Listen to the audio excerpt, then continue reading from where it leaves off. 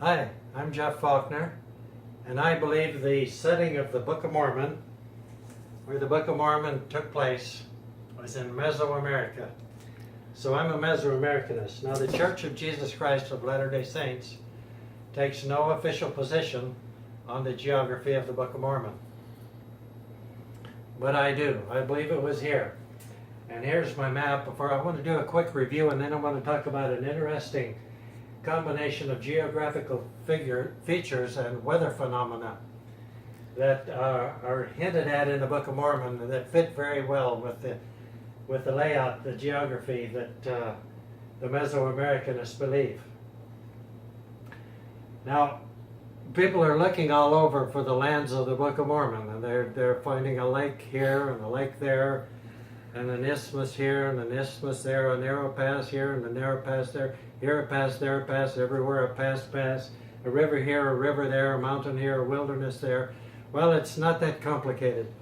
In the principle of Occam's razor, the simplest model is most likely the one that is true. Now, this is a simple model of the lands of the Book of Mormon.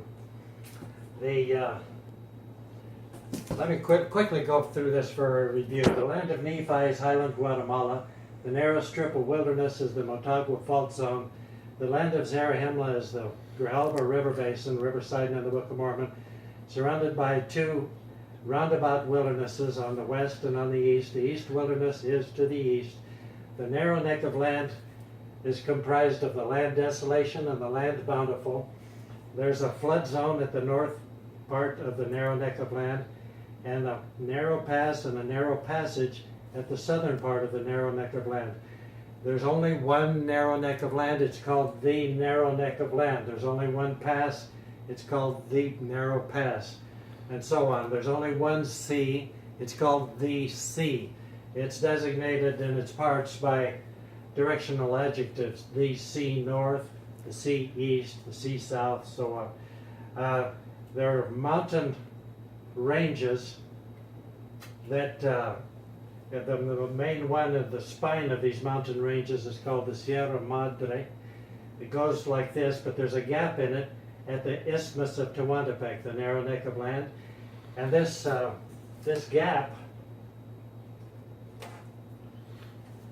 is where the mountain ranges funnel the cold, moist air coming down from the United States across the Gulf of Mexico in the wintertime, and across the Isthmus of Tehuantepec, and through this narrow pass called the Chivela Pass. It's a gap in the mountains, and it also goes through a small mountain range in here called the Sierra Atravesada. This wind is funneled down and sped up as it goes down through this pass, and it comes out on the Pacific side.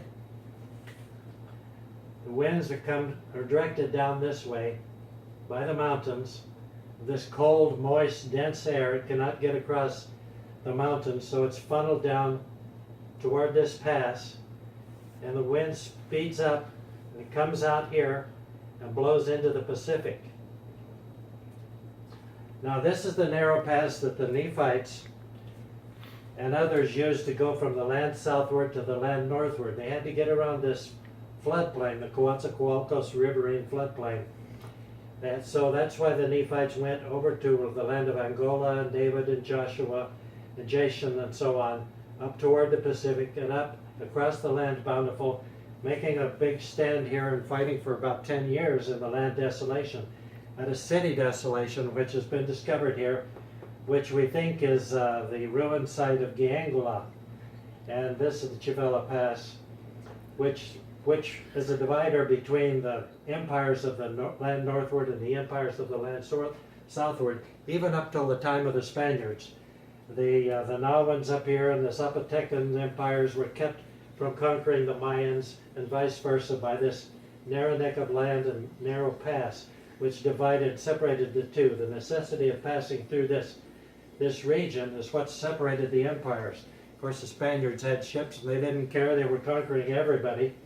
Hernan Cortez built a shipyard here on Laguna Superior, probably in the very place where Hagoth in Alma 63 built his shipyard to transport people up to the land northward. Under Hernan Cortez, Juan Rodriguez Cabrillo sailed up this way and discovered California. Before that, they sailed to Acapulco and up into Teotihuacan, which is the city of Chicopigat, the wicked city in the Book of Mormon. So this is an important weather phenomenon called the El Viento Tehuantepec, or the Tehuantepec winds that come down from the Midwest of the United States across the Gulf of Mexico. These moist, dense, cool winds, they're funneled down here, and the Bernoulli effect causes them to move very fast, up to 50 miles per hour, and out into the Pacific, which would propel Haygoth's ships out into deep water where they could catch the currents and go up north. And also the Spaniards took advantage of that to go north and south.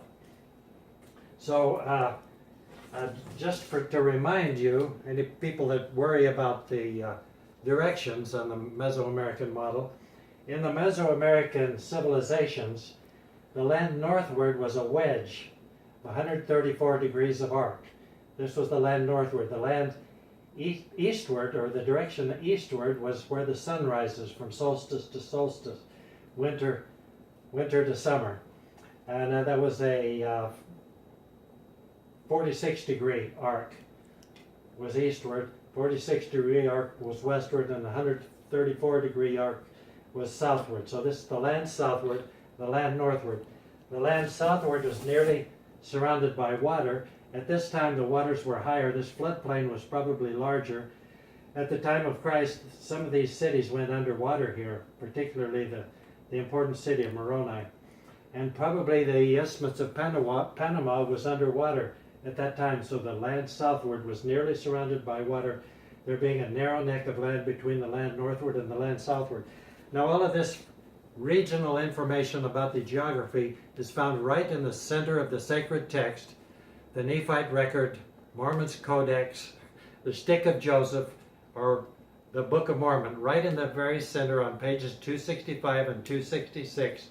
There are 8 verses that describe the entire region. This is the only place in the book that describes the region.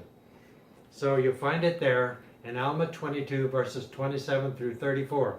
Remember, there's only one sea, there's only one region, there's a land northward, a land southward, there's only one narrow neck of land, which is the Isthmus of Tehuantepec. There's only one narrow strip of wilderness dividing highland Guatemala, or the land of Nephi, from lowland Guatemala, or Zarahemla in the east wilderness.